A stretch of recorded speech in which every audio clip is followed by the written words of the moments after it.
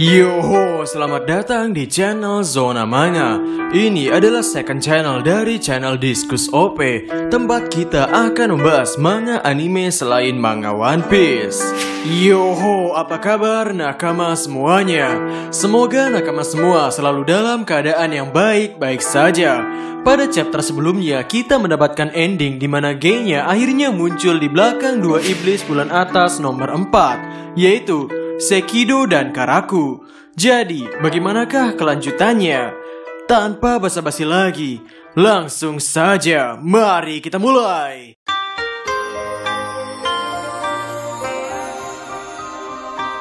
Pada chapter 107 kali ini berjudul Mengganggu. Pada panel pertama terlihat Genya melepaskan tembakan shotgun yang berisi sekitar 7 peluru. Tembakan itu menghancurkan kepala dari Sekido dan Karaku. Melihat hal itu, Tanjiro terkejut dengan senjata itu. Dan Tanjiro mencium bau pedang Nichirin dari senjata milik Genya. Terlihat Karaku yang lehernya hampir putus menikmati tembakan dari Genya. Lalu, dengan cepat Genya mendekatinya dan bersiap-siap untuk menebas leher Karaku. Di sisi lain, Tanjiro melarang Genya untuk menebas leher iblis itu. Karena menurut Tanjiro, mereka akan membelah dirinya dan bertambah kuat ketika ditebas. Mereka sengaja membiarkan diri mereka tertebas. Tanjiro pun melanjutkan untuk menganalisa. Iblis ini tidak peduli meski kepalanya dipenggal. Jadi titik lemahnya bukanlah di kepala. Mereka telah membelah diri menjadi 4. Cepat sekali kemampuan regenerasinya. Apakah kecepatan mereka sama? Siapa yang lebih cepat? Seharusnya ada titik lemahnya. Temukan di mana titik lemahnya. Lalu tiba-tiba Tanjiro dibawa terbang oleh salah satu iblis bulan atas itu. Tanjiro berpesan kepada Nezuko untuk tidak mengkhawatirkannya dan membantu Genya. Namun di sisi lain, Genya terlihat sudah dalam kondisi tertusuk oleh salah satu iblis bulan atas. Tanjiro yang masih melihat Nezuko masih belum bergerak meminta Nezuko untuk segera membantu Genya. Kemudian, iblis yang membawa Tanjiro melancarkan serangan berupa shockwave suara kepada Tanjiro. Melihat dari tanda di lidahnya, tanda iblis ini berarti kesenangan. Setelah Tanjiro jatuh ke tanah, Tanjiro merasa tidak bisa bergerak. Ternyata kakinya telah dipegang oleh iblis bulan atas itu, dan Tanjiro akan menerima serangan yang sama dari jarak dekat. Lalu panel selanjutnya memperlihatkan Tokito yang berusaha untuk kembali karena telah dihempaskan jauh oleh iblis bulan atas. Lalu Tokito melihat Kotetsu yang sedang diserang oleh salah satu iblis yang ada di sana.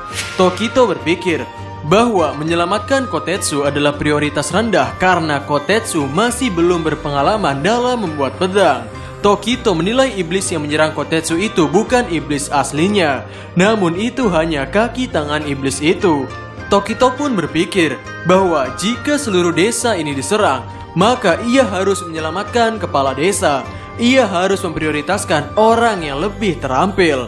Lalu ketika Kotetsu dalam keadaan genting, Tokito teringat wajah polos Tanjiro yang berkata, membantu orang lain juga akan bermanfaat bagi kita nantinya. Dan hati Tokito pun tergerak dan langsung menebas iblis itu dan menyelamatkan Kotetsu.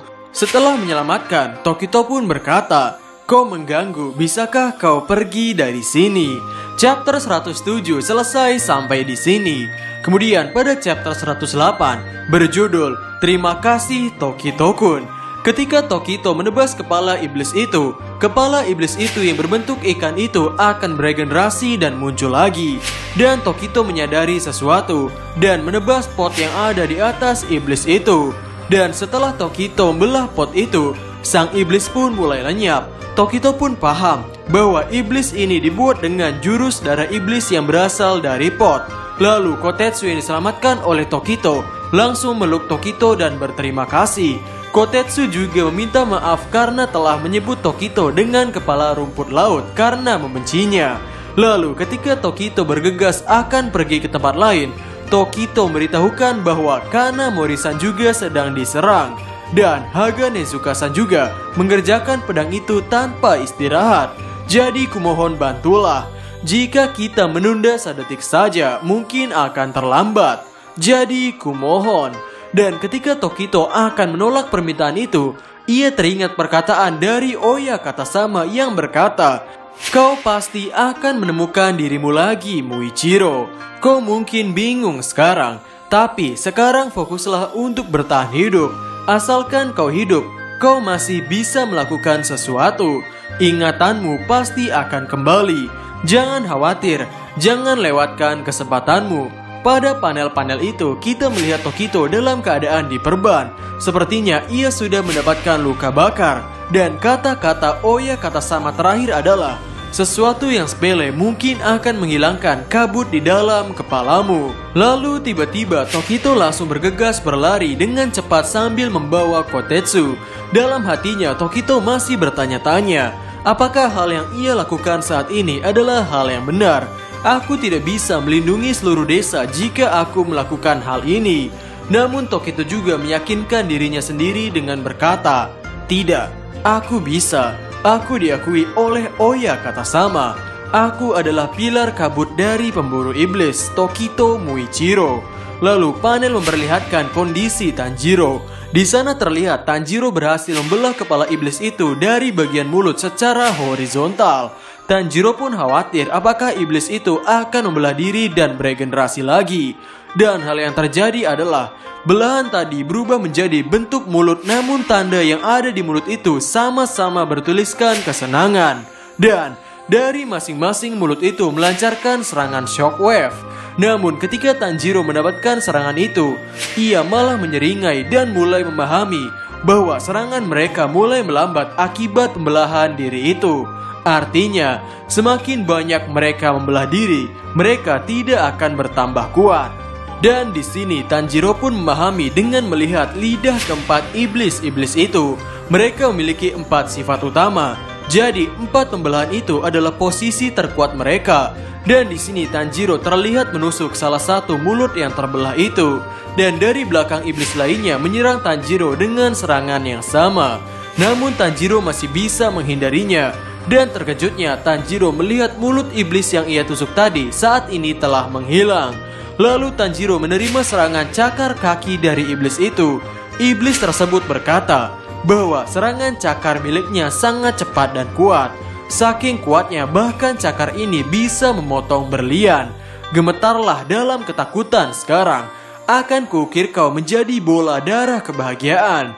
Namun di sini Tanjiro malah menunjukkan senyumannya dan berkata, sebaiknya kau yang waspada. Haha. Dan tiba-tiba kepala iblis itu terbelah secara vertikal. Namun kepala iblis itu langsung beregenerasi menjadi menyatu kembali dan bersiap untuk melancarkan serangan. Namun Tanjiro dengan cepat menebas mulut iblis itu secara horizontal dan terlihat melakukan ancang-ancang untuk serangan berikutnya. Selanjutnya, kita diperlihatkan panel lain yang menunjukkan posisi Nezuko yang sedang mencoba untuk menyerang Karaku, yaitu iblis sangat santai namun serangannya ditahan oleh Karaku. Lalu iblis Sekido, iblis sangat marah pun memerintahkan Karaku untuk segera membelah tubuh Nezuko. Namun Karaku malah meneriaki Sekido dan berkata, jangan ikut campur, gadis ini milikku. Kau dan Aizetsu pergi saja sana. Di sisi lain, iblis yang menusuk Genya berkata akan membunuh Nezuko. Namun tombak yang menancap pada Genya tidak bisa lepas. Dan secara mengejutkan, Genya di sana masihlah belum mati. Ia menyeringai dan menodongkan shotgunnya kepada iblis Aizetsu. Dan dor, pecahlah kepala Aizetsu. Chapter 108 selesai sampai di sini. Hoho, sungguh sangat mengejutkan bahwa Genya masih belum mati. Semakin seru saja pertarungan para pemburu iblis melawan pembelahan diri dari iblis bulan atas nomor 4 Hantengu ini. Dan jangan lupakan Tokito yang sepertinya akan mengingat sesuatu. Jadi, kira-kira bagaimanakah kelanjutannya? Nantikan di Zona Manga. Jadi, sampai ketemu lagi dan terima kasih banyak.